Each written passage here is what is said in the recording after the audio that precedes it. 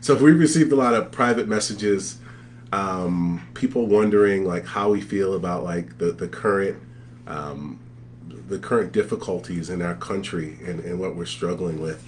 Um, it's kind of like with my background. Obviously, you guys know, many of you know, I served and worked 20 years as a law enforcement officer in public safety.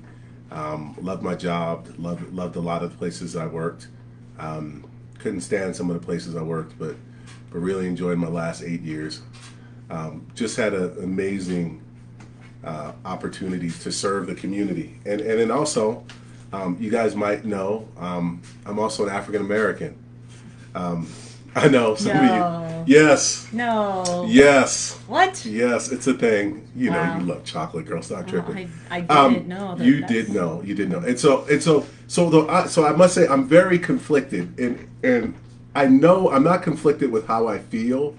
I'm conflicted with the people, my Facebook friends. I'm Uh, just, I'm more conflicted with your perception of what I would say or how I would say it than necessarily that like the desires that are coming from my heart.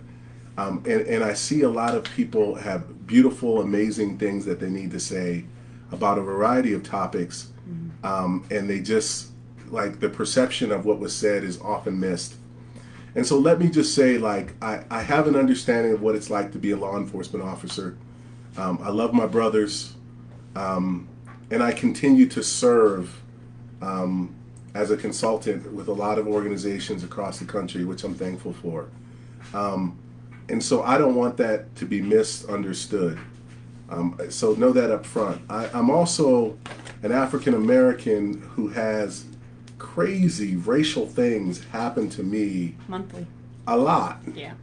Like things I would never tell people because I just don't think people would understand exactly how difficult it is.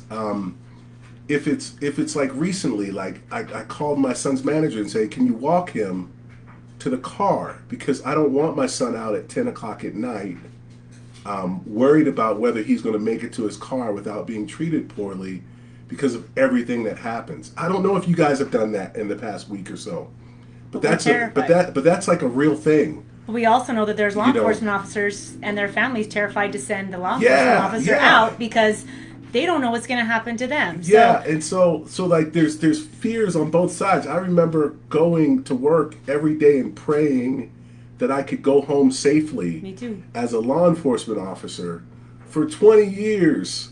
Um, and then, you know, and so there's so many conflicted feelings that often I'm concerned that people are so quick to choose sides, Yeah.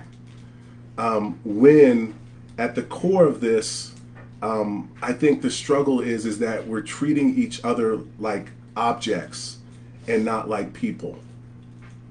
No one would do anything to anybody if they felt that person was a true human being in that moment. Yeah.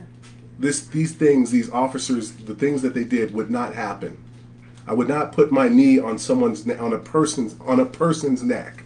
I just wouldn't do it. Not only have I been trained not to do it, but I wouldn't do it.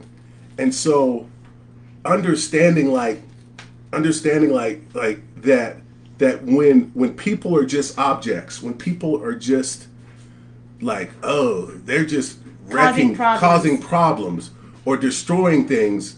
They're just these objects. They're obstacles, and we're not seeing them as people who have valid concerns. Then we become a part of the problem. Yeah. And so the challenge is we're often blind to the things we don't understand. We don't. Some of you guys don't understand why someone recently, like a month and a half ago, would drive in front of me, slow their car down, flash white supremacist symbols, and all I want to do is take my kids To the mall. to the mall and Tucano's is a Brazilian steakhouse, delicious Brazilian buffet. I just want a buffet. I didn't want like this individual to impede my ability to spend some family time with my family. But in that challenge, what it created was some real dialogue with my kids about even that person, seeing that person. And his perspective. What would motivate a person to be so cruel? What's going on in their life? And understanding that a little bit better, I don't have to emotionally attach to that person's negativity. Or react to that person's negativity. Guys, there's so much I want to say. I hope I'm making sense. We are often blind to the ills in society that we might not be a part of. To simply say that one side is right can be a slippery slope, because we're all people trying to do the best we can, and occasionally people choose not to do the best they can, and this person happens to wear a police uniform, and they represent so much more than themselves. The thing I loved about being a law enforcement officer is that when I put my uniform on, I represented something much more than myself. And I took it seriously. And I wanted anyone I interacted with to recognize that and see that that was important to me. I think when that is lost, when people fail to recognize that the thing they're doing is so much more important than themselves, right? Then things like this happen. I'm thankful for every experience I have. Things are not easy in the Lomax home right now, which is why I didn't want to even post. Because if someone got negative after I tried to post something, I am just not in a place. I'm just not in a place. But we felt inspired to share, and understanding that if you are just picking one side, you're so far over on one side that you can't see the other side, or you don't want to see the other side or understand the other side. As a living human individual, if you're then you're part of this institutional problem that we have that doesn't want to be fixed. If the comment is, well, I don't understand why people would protest. I don't understand why people would. If that's the first thing that comes out of your lips, then you are a part of why we keep struggling with this. This is not new. When my parents were my age, there were race riots. When I was younger, there was Rodney King. Well, now my kids are seeing this. This is not a new dynamic. And the thing I struggle with is that with social media, it's come to everyone's attention, but with social media, it can go away so quickly. Yeah. And instead of us working together as a group and looking at our current cities, communities, counties, and states and saying, what can we do to change policy? What can we do to heighten accountability? What can we do to create an avenue so people don't have to march? A person would not have to march if we had a system in place where a person could communicate in a way where they felt heard. People march when they don't feel heard. So how can we create a system where everyone in this country can feel heard? And not just heard, like things be acted upon to strengthen society as a whole. We are only as strong as the poorest person in our society. And a lot of things like the drug epidemic we see in our society, a lot of things, the racism, the drug epidemic, all these things we see in our society are because we let them happen in places that we didn't care about or didn't see or didn't notice.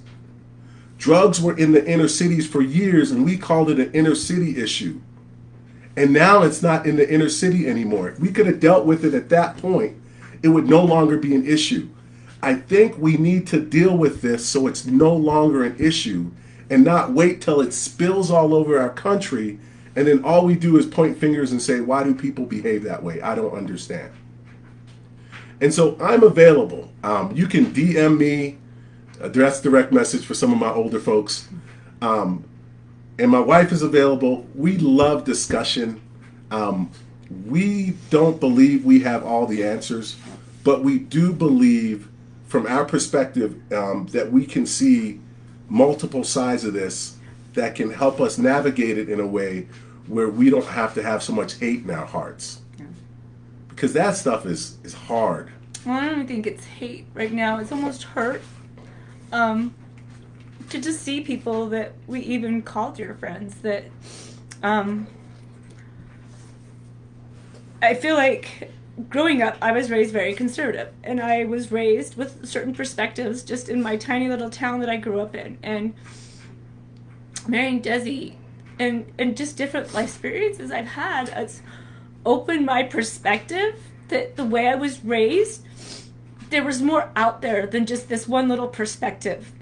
And when I could actually see other things that have happened and see the way other things have happened in other places of this country, being around Desi's family, there's been a lot of things that I've been able to open my mind to and actually be able to be aware of those challenges and those struggles that come in being a minority in this country. And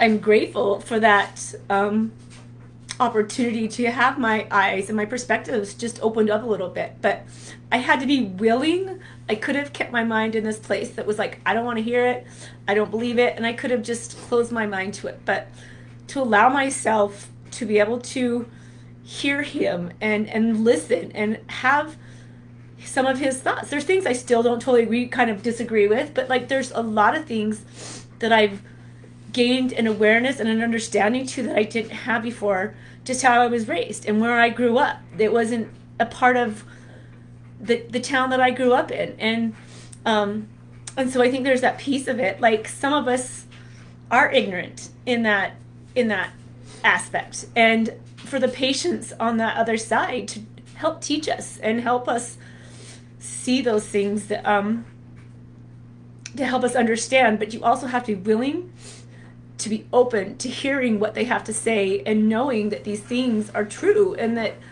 awful things are out there that happen. And we have to be both in this together, just like we talked about how we're terrified to send our kids out, and a cop's family is terrified to send their dad out or their mother out, whoever it is that's in law enforcement. We're both terrified, yeah. Right?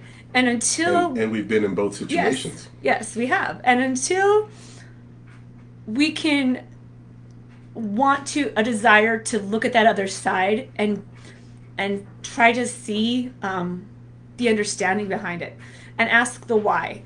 Why are they protesting? What is it really behind it that the protests are going on? And figuring that out. It takes you out of that ignorance where you can be more aware that, you know what, there is suffering and there is an inequality that has happened for years. And when my perspective's like that, I feel like I've been able to be aware of all kinds of people suffering. It's easy for me to look at people who are suffering in hardships and try to help them and love them through whatever it is they're going through. Yeah. And so what to do, right? People go, what do I do? What do I do? And I think it's probably a little simpler than we would make it. We can talk a little bit about what the Lomaxes do, right? Mm-hmm. The Lomaxes spend a lot of time educating their children about the power of being in a position in their lives where they can truly hold people accountable. Yeah. Like by educating yourself, by going through and getting to a point in your life where you understand the system, you can navigate it in a way to truly hold others accountable. So education is key. One other thing is like you start with the lowest denominator in your society, whether it's working at the homeless shelter, okay, whether it's asking someone questions about something you want to understand about their culture or their ethnicity, like the capacity to have love and to engage in love has to start with you, and it has to be like a day-to-day thing. We can no longer wait for something to pop off before people make a choice to act. Like, that stuff is old. We go every 10 years. Now we go every 5 years. Soon it'll be every year. And we'll just be responding to sad events instead of creating processes to live and to thrive as a society and as a country as a whole. Um, Guys, I'm not about picking sides. I'm not in the business of picking sides. I've been on both sides of this thing, and I have a lot of love and appreciation for who I am and what I look like, and also what I've done for the last 20 plus years of my life. But my concern is that you don't see me. You don't see my struggles. You don't see what it takes to get to a point where I am now. You might see this product like, oh yeah, great, like Desmond, but you're this and that, and you've done this in your life. But you didn't see what got me there. And it wasn't easy, and it was ugly. And it's not so much about that, because I believe life is about looking ugliness in the face and achieving despite it. That's what my mama taught me. Love you, mama. Is we look at adversity and we achieve in spite of it. I am more of a person than I was 6 months ago because of my difficulties and my trials. The compassion I have for people who have lost people, the compassion I have for understanding what true sorrow is, has helped me be a better clinician, a better person, a better father, a better husband. Like I am better from the difficult things that we have experienced. And so to me, you don't have to ask me, are you hanging in there through all of this? Or, man, this is rough. Can you believe this? Oh my goodness, are you okay? You know what? I am fine. Kind of. For the most part. All of this corona, racism, I can handle that. Losing a son was way too much for me. I am fine. And what I mean by that is that for me, this is just the next hurdle or the next challenge we have to overcome. But we're not alone. Like, we have so many people in our neighborhood, in our city. Like, there's so many people. There's so much good, folks. In the midst of this, find the good. Find the light and energy. Find the unity. I saw a law enforcement officer just take a young man and say, you're okay, we're in this together, and hug them. I saw a sheriff rip off his tack vest and say, this is no longer a protest, it's a parade. We're going to join together in this. And they walked a few miles down the road. I think it's, I had an experience just on Saturday. My wife goes and runs on Saturdays, and I go and I eat breakfast. So anyway, I'm at this little restaurant in Spanish Fork, towards the tail end of town. Anyway, great spot. So I get an omelet. And I see this little old man that comes and sits down, and he's sitting down. He goes, all I want is a drink and a piece of toast. And I'm like, hey, sir, can I buy your drink and your piece of toast for you? He goes, well, I think so. Just so you know, I carry the Confederate flag. And he has his hat with his little Confederate flag. I'm like, sir, you can carry whatever you want. I am going to buy your drink and your toast for you today. And we had a great talk. Turns out he had a good friend for many years who was African American. Turns out he doesn't have a racist bone in his body. Turns out he collects thousands of books, and he runs around in a motorcycle. I'm probably diming him out now. Someone's like, that's my grandpa. yes, I bought your grandpa his drink and his toast. But turns out he's a person and I'm a person, and within 30 minutes, you can sit down with anybody and find humanity. Yeah. And so in the midst of this, let's find humanity. And see people as humans and not objects. Yep. And we're done. Any questions? You good, sweetie? Okay. Yeah, okay. Any questions, guys? We're gonna hit the end live thing. Please contain your comments. Like I said, I'm sensitive right now. Please contain them to positive comments. I'd hate to come to your house and Choke you out. Slap you. Not choke you out. I won't choke you out. It's a joke. I wouldn't do that. He wouldn't. My He might wife toilet would. paper your house. My wife I would. See, this is why I these would. things get confused. If someone's going to hurt you in my family, it's going to be my wife. Yeah, probably. Straight up. Straight up. Just so you know. Anyway, we're good for comments. I'm just joking. Leave your comments. Anything personal, just send us a direct message. Like if you don't want to go on the comment line, we've been so inundated with so many different sides of this. Yeah. Let's make this comment side a place where we can connect. Or if you really are on a side that you really don't understand something, like get with us. Let's do lunch. We'll explain how we've seen things and what we've experienced, and try to help you maybe see this perspective just a little differently. Yeah, and at the end of the day, if a year from now you've been a part of something to create some real change, then hats off to you. Yeah. At the end of the day, if this is just like I'm bored and this is Corona and I just want to argue with other people, then nothing changes. Yeah. And so I really think like this process can be a healing one, and I'm looking forward to healing with all of you. Yeah. Thank you guys. Thanks. Lomax is out. Team Lomax.